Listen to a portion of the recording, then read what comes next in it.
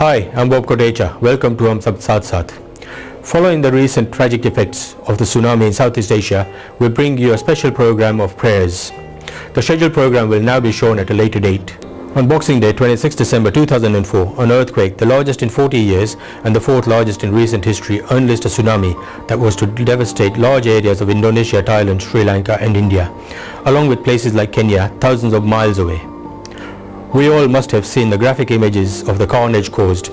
The facts are still emerging, but it is clear that in excess of 150,000 people will have lost their lives, many thousands of them children, and 5 million people have been displaced from their homes. A natural tragedy on the scale mankind almost certainly will not have seen before, and certainly one that dwarfs all natural disasters in living memory.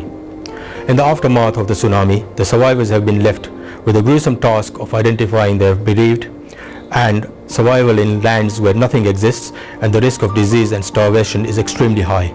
Across the world and within the UK, many people have worked tirelessly in an effort to collect money and supplies for these devastated people. Many have taken place in the form of prayer meetings. Today we bring you some of these gatherings. Firstly, we go to a gathering held by the Milton Keynes Hindu Association.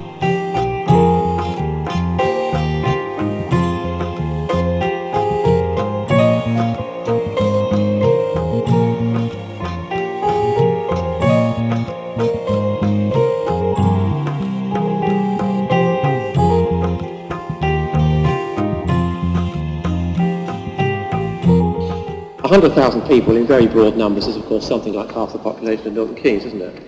And that number of people disappeared, if not in an instant, in a few moments, just over a week ago.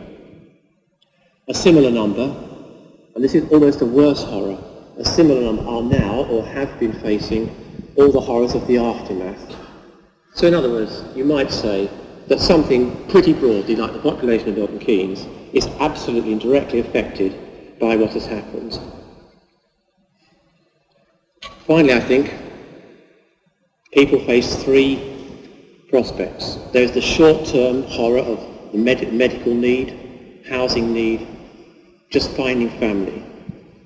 The medium term, if you like, economic need. Will the communities ever be rebuilt?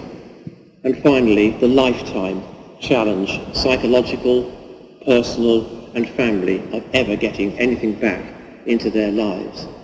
I leave the struggle for meaning to others who have the ability to talk of it. I wouldn't dream to try.